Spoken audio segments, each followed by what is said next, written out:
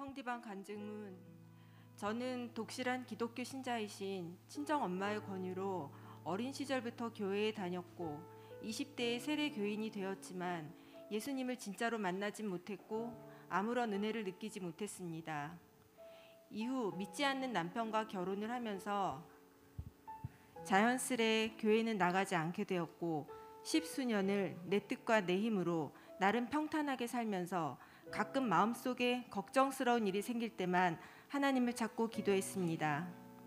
시간이 지나 기독교계 유치원에 다니던 둘째 아이의 기도하는 모습에 잊고 지냈던 예배와 기도에 대한 갈증이 생겨 교회에 다시 다니게 되었지만 여전히 기복적인 신앙에 말씀을 모르니 신앙 초보자의 모습으로만 머물러 있었습니다.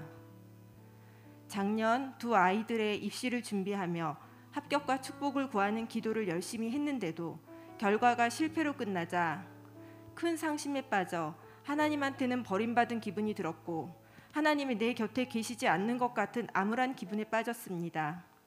그때 우리 아이들을 위해 매일 새벽 기도로 응원한다는 지인의 안부 전화가 큰 위로가 되었고 내 기도도 들어주실까 하고 묻던 저의 질문에 그럼요 라고 단호하게 대답하던 모습에 그 단호한 믿음을 저도 갈망하게 되었습니다.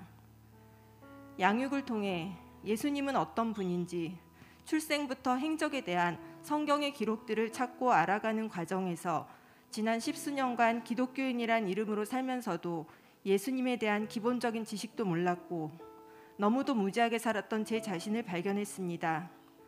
하나님의 속성을 알아가며 구원에 대한 확신을 가지려면 말씀을 통해 알아가려는 나의 의지적 노력과 믿음이 반드시 필요하다는 사실도 알게 되었습니다.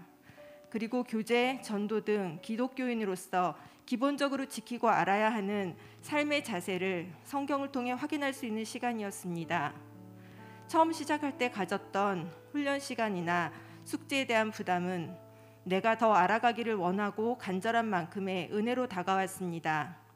은혜는 하나님이 거저 주시는 선물이라고 막연히 생각해왔고 난 아무런 노력을 하지 않아도 그 은혜가 내 것이 될 거라 여겼던 지난 시절의 옹졸함이 오늘날까지 이런 신앙 초보자의 모습에 머물러 있게 됨을 인정하며 이 훈련이 조금이나마 저의 신앙 성장에 디딤돌이 되었으리라 생각합니다. 솔직히 지금도 때론 하나님은 나와는 먼 곳에 계신 것 같고 내게 침묵하시는 것 같은 마음에서 완전히 자유로워진 것은 아닙니다. 주변에 뜨거운 마음으로 예수님을 만나 신앙이 급성장해가는 분들을 보며 나는 왜 저들과 같은 마음이 들지 않을까 불편한 마음이 들어 도망가고 싶던 때도 있었습니다. 하지만 그때나 지금이나 이런 저의 연약함을 아시기에 여전히 제 곁을 떠나지 않고 가장 좋은 때에 가장 좋은 방법으로 저를 붙잡아 주신 하나님께 감사드립니다. 어쩌면 이후에도 하나님은 여전히 제 기도에 내 뜻과는 다른 결과로 응답해 주실지도 모릅니다.